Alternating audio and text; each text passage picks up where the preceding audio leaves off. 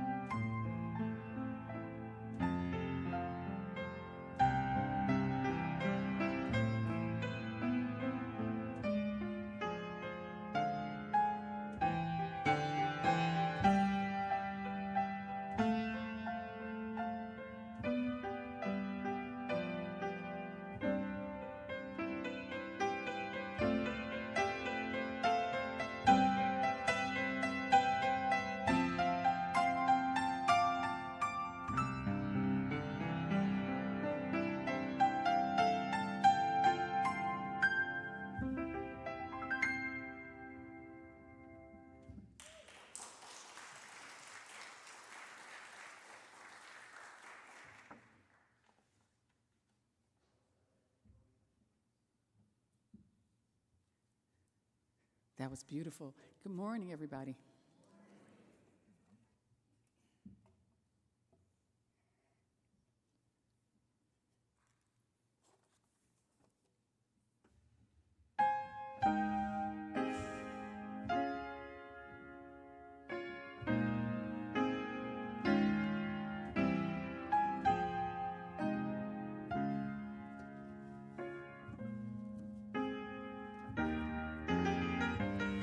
What do you do when you've done all you can and seems like it's never enough? What do you say when your friends turn away and you're all alone, all alone? Tell me, what do you do when you've given your all and it seems like you can't make it through?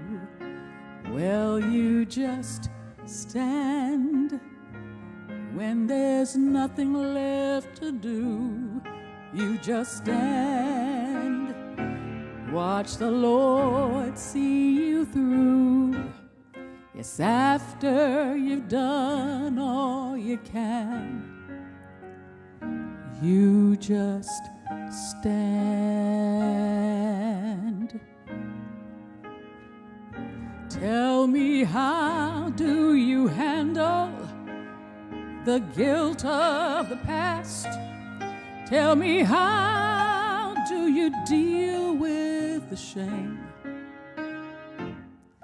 And how can you smile when your heart feels so broken and filled with pain, filled with pain? Tell me, what do you do when you've given your all and seems like you can't make it through? Child, you just stand when there's nothing left to do. You just stand, watch the Lord see you through. After you've done all you can, you just stand and be sure, be not entangled in that bondage again. You just stand and be sure that God has a purpose and God has a plan. Tell me, what do you do when you've done all you can and it seems like you can't make it through? Well, you just stand. You just stand. You just stand. You just stand. Hold on. Just be strong. God is there and it won't be long. After you've done all you can, after you've done all you can, after you've done all you can, you just stand. Oh,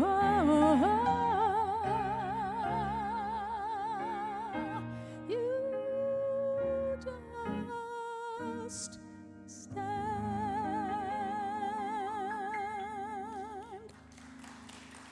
Thank you.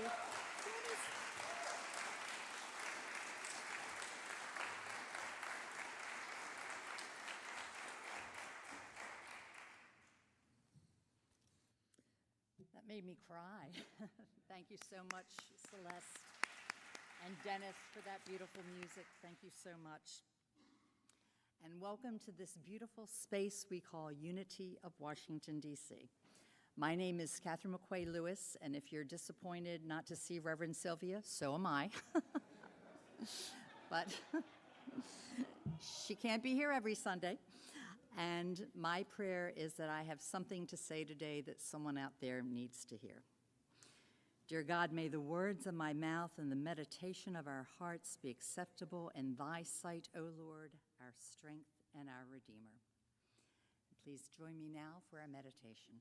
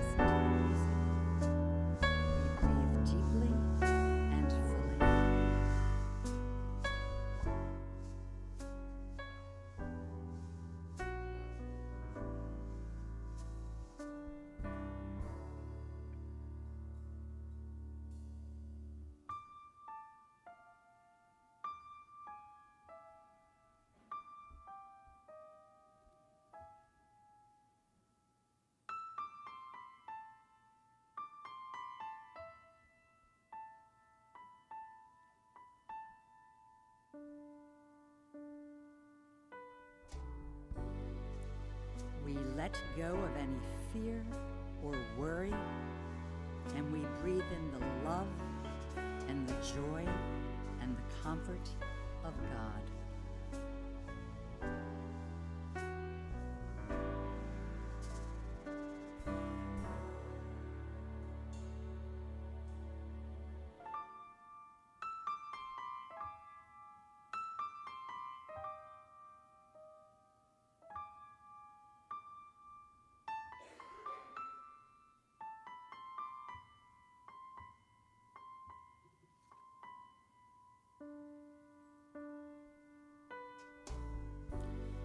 We let go of all thoughts that do not support our highest good. And we remember that when we give love, we receive love in return.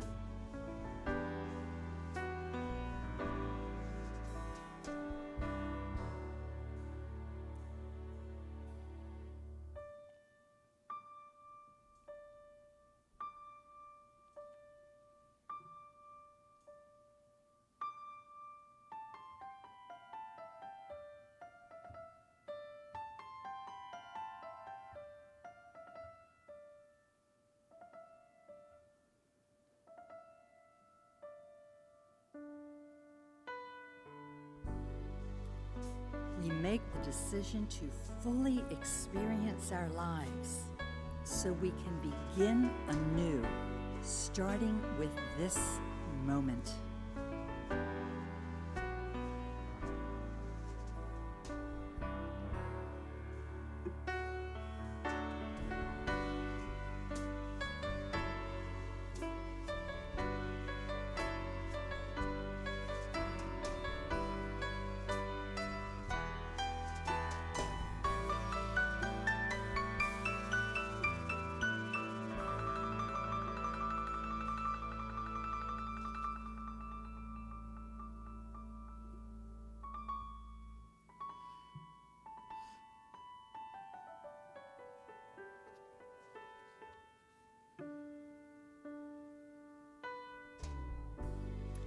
And we ask God to send us the best that's in store for us, knowing that the best is already here.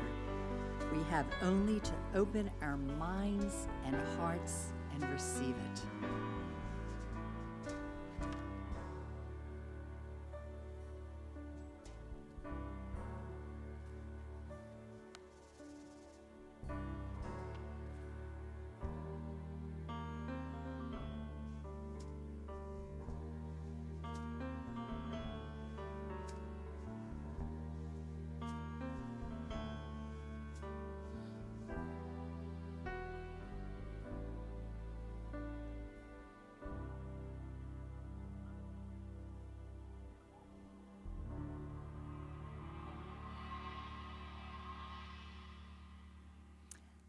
Thank you for joining me in that.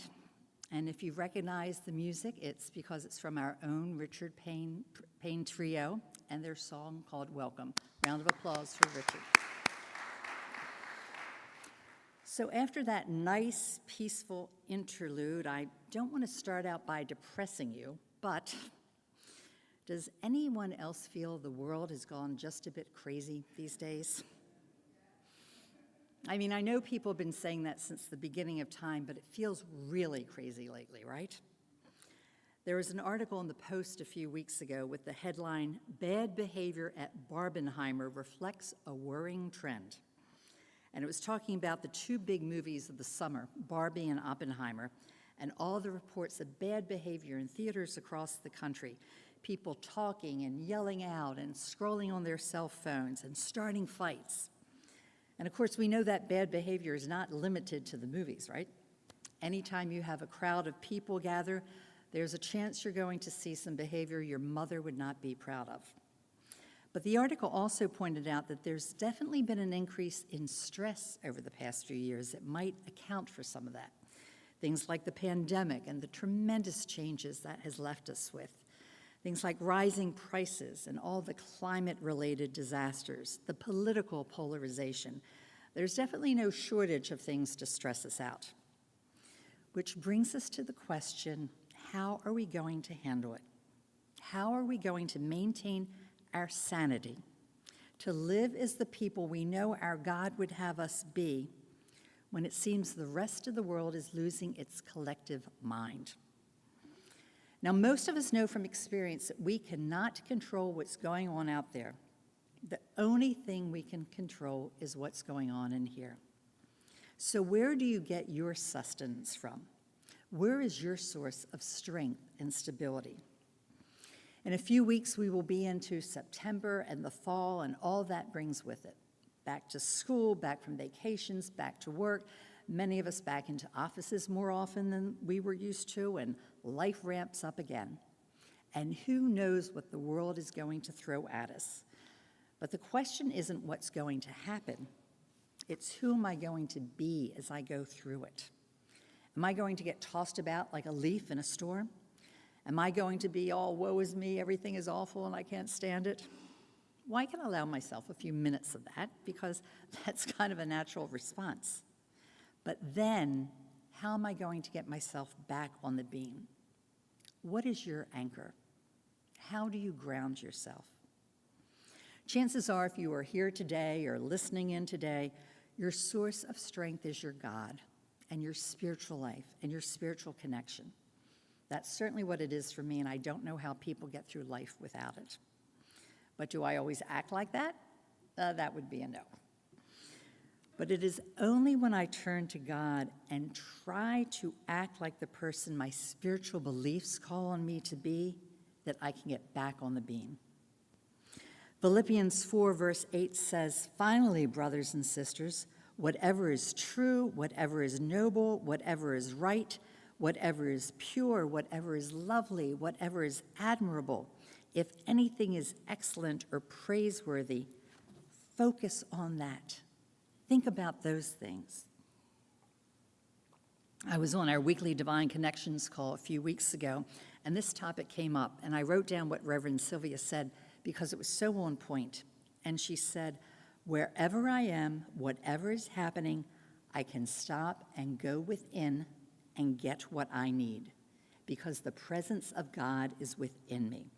And she quoted the affirmation, "Nothing can destroy the calm peace of my soul." Joshua 1 verse 19 says, "Have I not commanded you? Be strong and courageous. Do not be frightened and do not be dismayed, for the Lord your God is with you wherever you go." Relax, let go. God has got this. And if we have that strong, firm connection to our God, we've got this. And when I'm feeling that connection, it's much harder for me to get angry or upset. But when I don't feel that, when I haven't been actively working on maintaining that connection, that's a whole different story. I think if we're already teetering on the edge, it doesn't take much to throw us off balance. And that's another reason it is so important to pay attention to the care and feeding of our spiritual condition. We need to have that strong bond with our God and with our core beliefs and that vision of who we want to be in the world, because there's so much coming at us trying to throw us off track. For example, if you've had to call any kind of company for help these days, it's no wonder you might be over the edge. Whether you're calling an airline or a bank or an insurance company, anything with a 1-800 number, I think we do that at great risk to our mental health. Which begs the question, how am I going to handle it? I had my own challenge recently when I had to call my cable company. I have a very old plan they said didn't even exist anymore. My son Alex was saying we needed faster internet, so I needed a new plan. And of course, everything was crazy expensive. So I'm on the phone after a long wait, and of course, it took forever. And I'm talking to the guy, and he's walking me through everything, and I said, the one thing I want to keep is my movie channel. I love watching old movies. I want to keep that, and I don't want to pay a whole lot more than I'm paying now. So he's talking gigabytes and speed and services, and finally we land on a plan that's not too much more than I'm paying now. And I said, "Do you guarantee that includes my movie channel?" "Yes," he guarantees it. Well, you know how this ends, right? few days later, I had a very long day at work. I knew there was a movie on that night I wanted to see, so I got home, got my dinner, I'm all set. No movie channel. So I called the company, not in the best of moods, I might add, and let's just say it did not go well. And he told me my new plan did not include the movie channel. But he promised, I said. Yeah, that worked. I called back the next day, still not in a good place, and that call did not go well either. The next day, I changed my attitude. I realized that in the scheme of life, this was not that big a deal. This was not the hill I wanted to die on. And maybe a different attitude would get a different result. And I ended up talking to this really great guy. He did not like the cable company any more than I did, so we bonded. And we were able to figure out a plan at not too much more money with the movie channel. Now, I should add that the plan does not go into effect until September 1, so I'll tell you how it turns out. But the point is, I had a different response and I had a different experience. There are so many things that are out of our control that it's important to focus on the things I can control. Like the Serenity Prayer says, God, grant me the serenity to accept the things I cannot change, the courage to change the things I can, and the wisdom to know the difference. And sometimes I just have to change the things I can. I was complaining to my son Alex the other day that when I watch the news, which he says I watch way too much of, but the fact that it's 15 months before the election and it's all they talk about. And they act like it's a foregone conclusion, and it drives me crazy. And do you know what Alex said? Why don't you turn it off? Well, there's an idea. And that's often what I have to think about.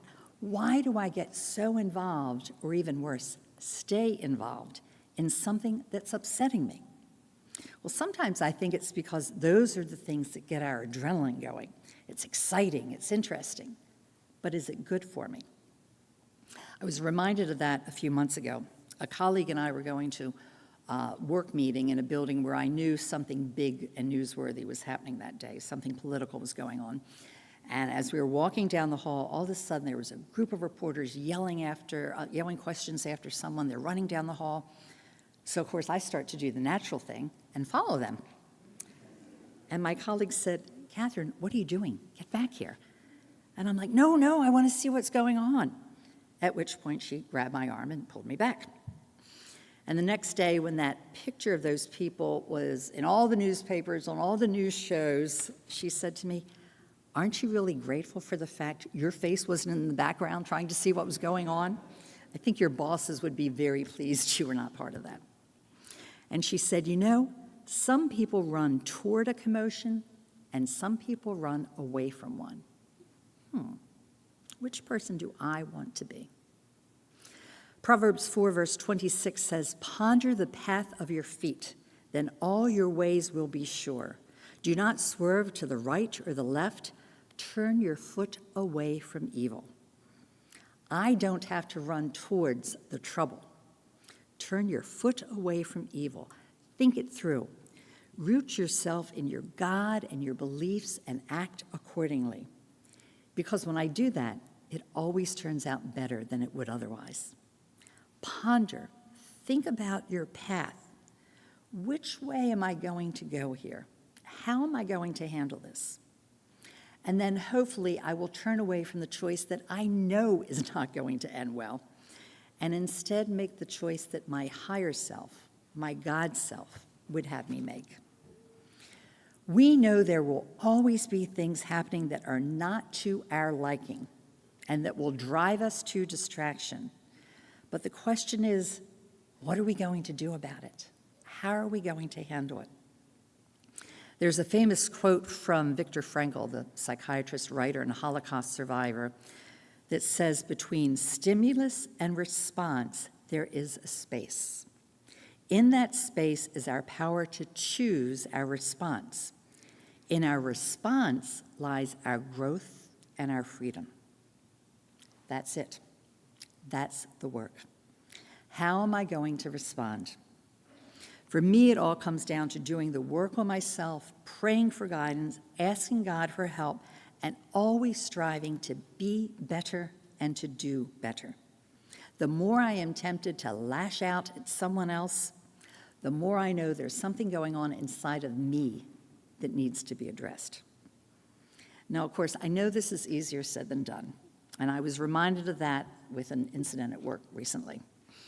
I had been involved in just a small part of a much bigger project, but it was very time sensitive, and I dropped everything when I got a phone call or an email.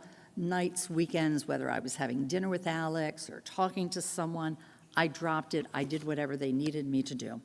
And I was waiting to see what needed to be done next to wrap it up when I got an email from a colleague saying, "Oh, we got together last night. We figured it all out. All done." You did you? All without me and all the hard work I'd put into it. And my feelings were hurt. My ego was bruised. But here's the thing. At that point, there were a multitude of options available to me. I could stuff my feelings and move on. I could feel my feelings and then move on. I could go into the office and yell and scream about it. I could go in the office and practice the silent treatment, my personal favorite. That'll show them. I could have a reasonable 3-minute conversation with them, just saying how I felt, and then move on. I could pray for them and for me. I could quit. I could decide maybe this isn't the right role for me and move on. Or I could let it go. Spoiler alert, I quit. No, I didn't. That'll show them, right? I let it go. And the point is, 3 hours later, I was on to something else, the next crisis. I didn't even have any memory of that. Thank God I didn't overreact in that instance.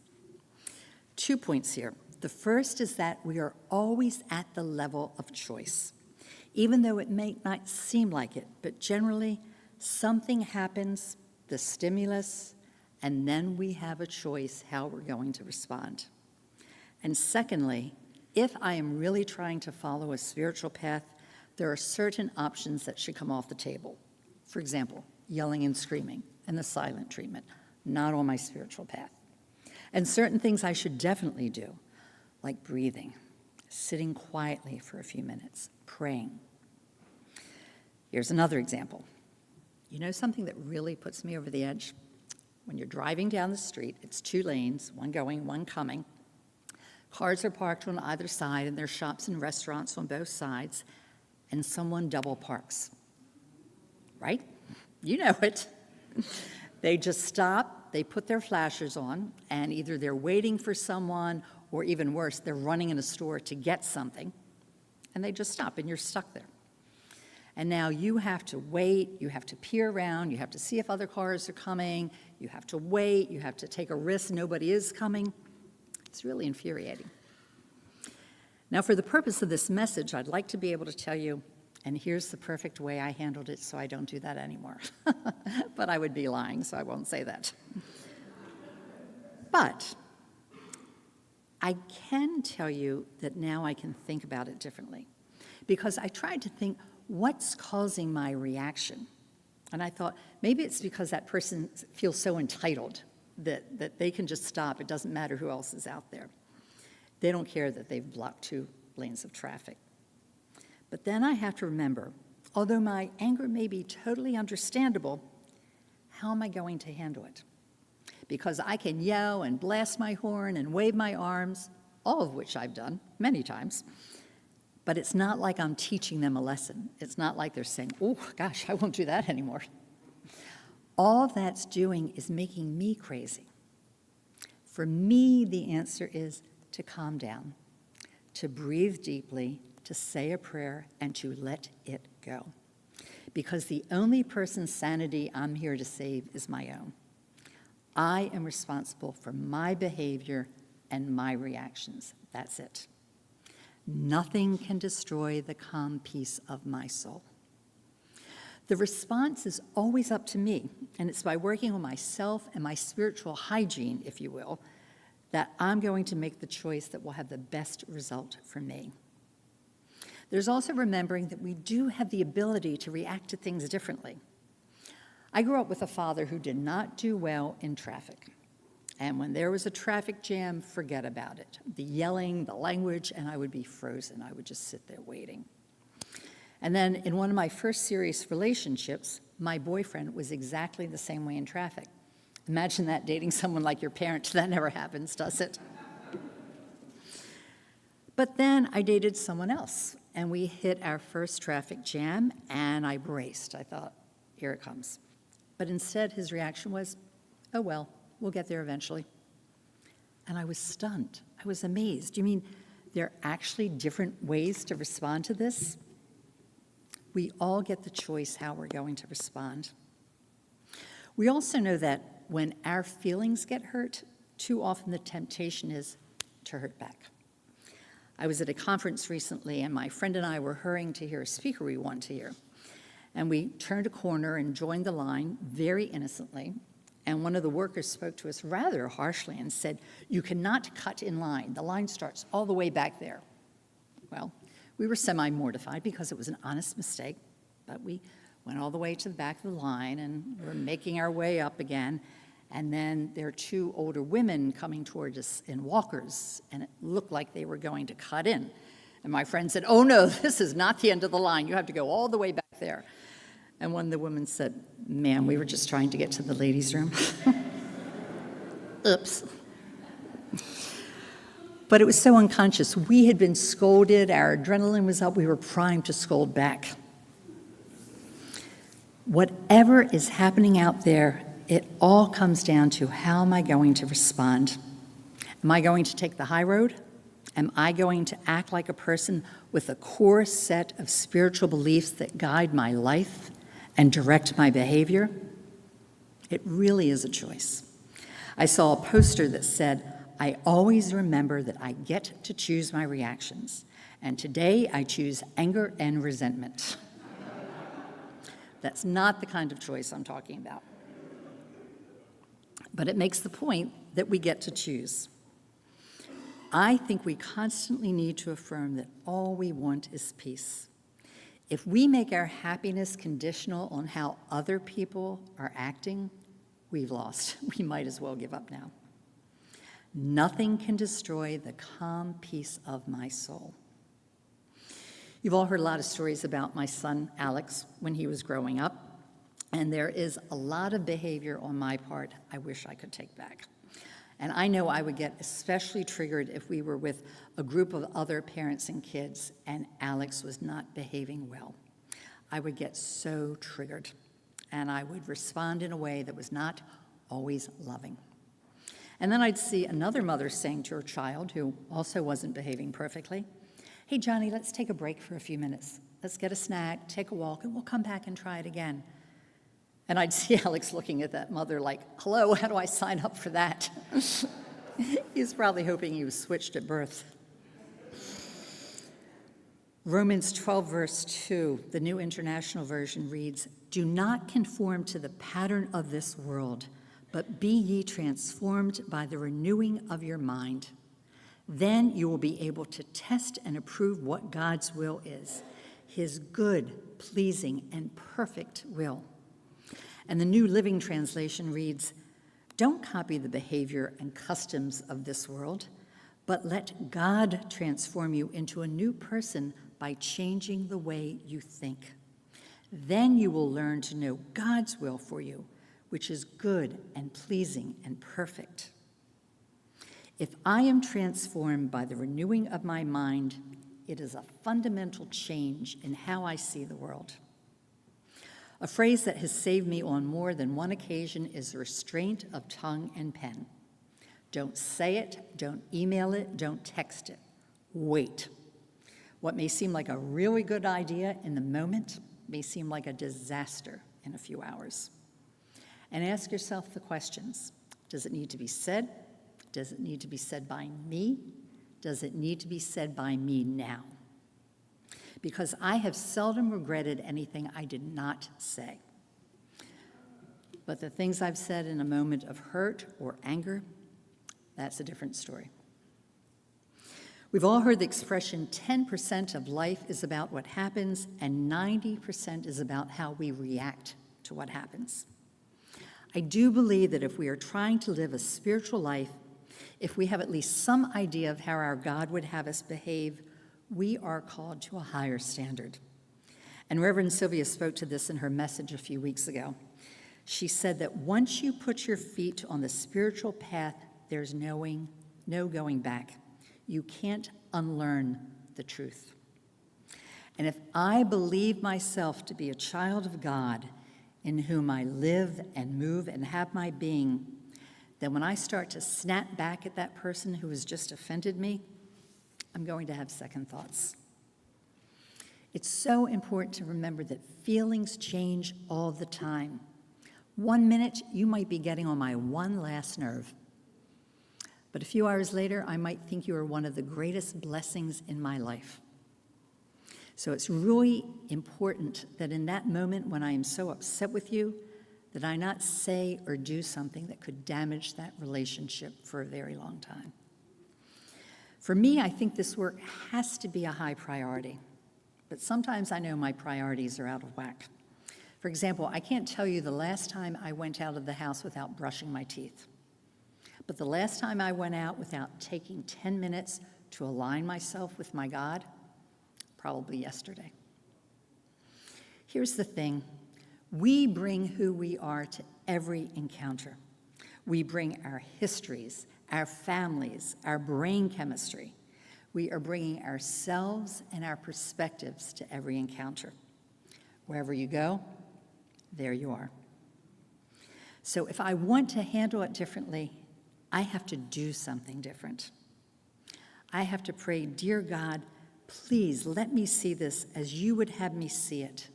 Let me respond as you would have me respond. Please help me remember who I am and whose I am, and who and how I want to be. My power in any situation lies in my response to it. Maybe I can't change my feelings about it because half the time I'm still going to get triggered. But I don't have to let my feelings control me. I love the writer Maya Angelou, and she famously said, when you know better, you do better. I know better. Now it is up to me to do better. Angelou also said, you may not control all the events that happen to you, but you can decide not to be reduced by them. And I love that. When I respond in a way that is not aligned with who I am or who I want to be, I am reduced. When you think about it, with everything going on these days, we are really very lucky because we know we have a God in our lives. We know that above us and below us and around us and within us, there is a power greater than ourselves. We are trying to live spiritual lives and to adhere to a set of principles that we believe in. And that grounds us. That is our anchor. I can't imagine going through life without that. Can you? I also love the writer Anne Lamott. And one of my favorite quotes from her is, you can safely assume you've created God in your own image when it turns out that God hates all the same people you do. And last week she had a great post on her Facebook page that spoke directly to what we were talking about. And she said that with all the recent turmoil and disasters in the world, she had catastrophe burnout. So just for the day, she was going to practice prone yoga, which meant lying on the floor, chilling with her dogs and cats. And tomorrow, she would get back to the work, feeding the hungry, picking up litter, registering voters, and making someone who needs it a cup of tea. Because we do have the choice how we're going to respond to everything that's going on. May we remember in these trying times to continue to connect with the things that ground us. Prayer, meditation, connection with like-minded people, church, whatever your touchstones are, music, art, literature, nature, whatever it is for you these days, make sure you get a lot of it. And I will close with this wonderful quote from the writer Thomas Merton. My Lord God, I have no idea where I am going. I do not see the road ahead of me. I cannot know for certain where it will end, nor do I really know myself. And the fact that I think I am following your will does not mean I am actually doing so. But I believe that the desire to please you does, in fact, please you. And I hope I have that desire in all I am doing. I hope I will never do anything apart from that desire. And I know that if I do this, you will lead me by the right road, though I may know nothing about it. Therefore will I trust you always, though I may seem to be lost and in the shadow of death.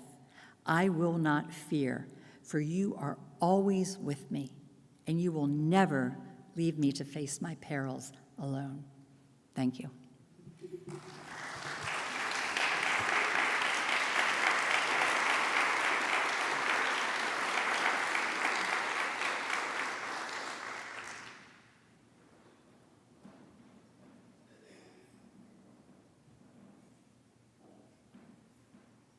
Thank you, Katherine, for that wonderful message. Great boosting on.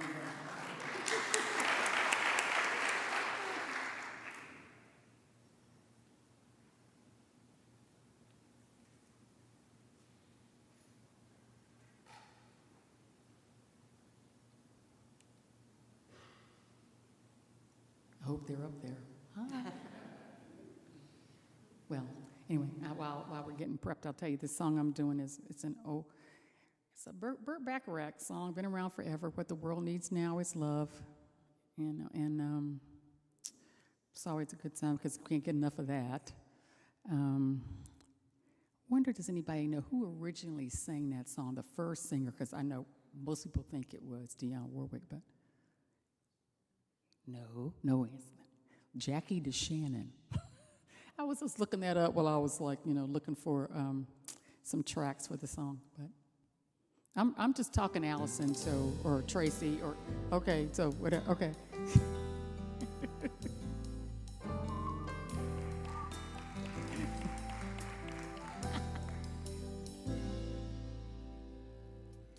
What the world needs now is love, sweet love. It's the only thing that there's just too little of. What the world needs now is love, sweet love. No, not just for some, but for everyone. Lord, we don't need another mountain. There are mountains and hillsides enough to climb. There are oceans and rivers enough to cross, enough to last till the end of time. What the world needs now is love, sweet love. It's the only thing that there's just too little of. What the world needs now is love, sweet love. No, not just for some, but for everyone. Lord, we don't need another meadow. There are cornfields and wheat fields enough to cross. There are sunbeams and moonbeams enough to shine. Oh, listen, Lord, if you want to know. If you want to know.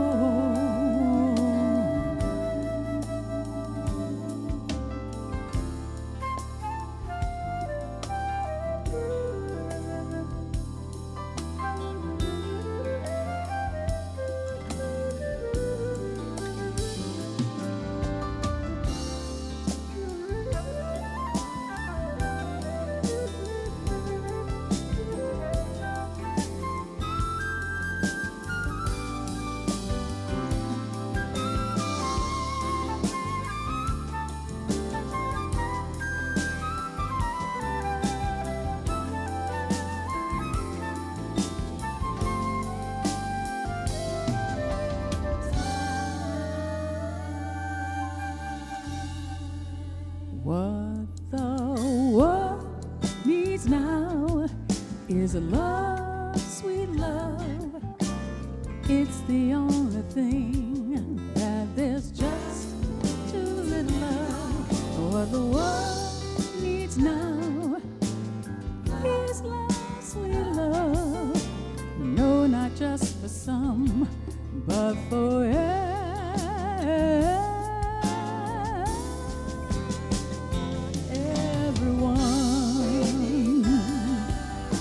We need love. We need love. Everybody needs love. What the world needs, what the world needs. We need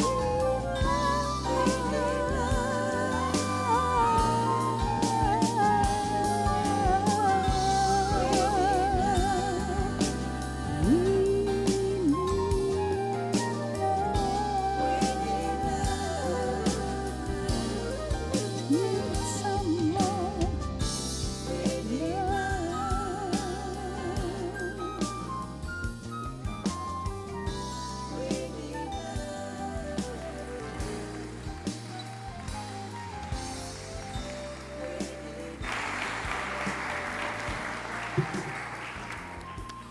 That was beautiful. Did you peek at my message, what the world needs now is love? That was, yeah, perfect. Thank you very much. That was beautiful. Now, if you would all join me in blessing our offerings. Together, we say, divine love through me blesses and multiplies all that I am, all that I have, all that I give, and all that I receive. If you're joining us for the first time, please know that we do not pass the basket, but there are white receptacles in the rear of the church for your offerings. And if you're joining us online, at the end of the service, you'll see suggestions for how you can give, or you can also visit our website.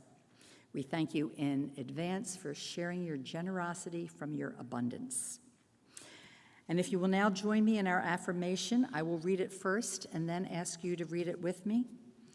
My soul is a calm space. I am filled with the Spirit of God.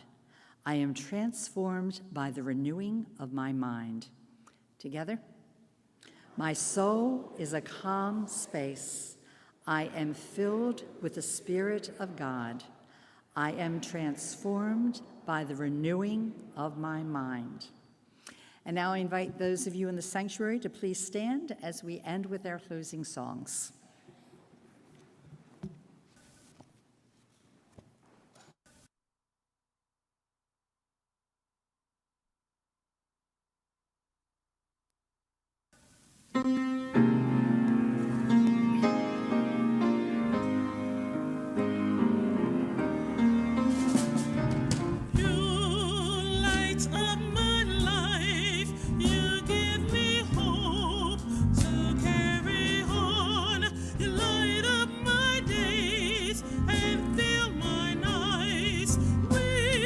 Song, it can't be wrong when it feels so right.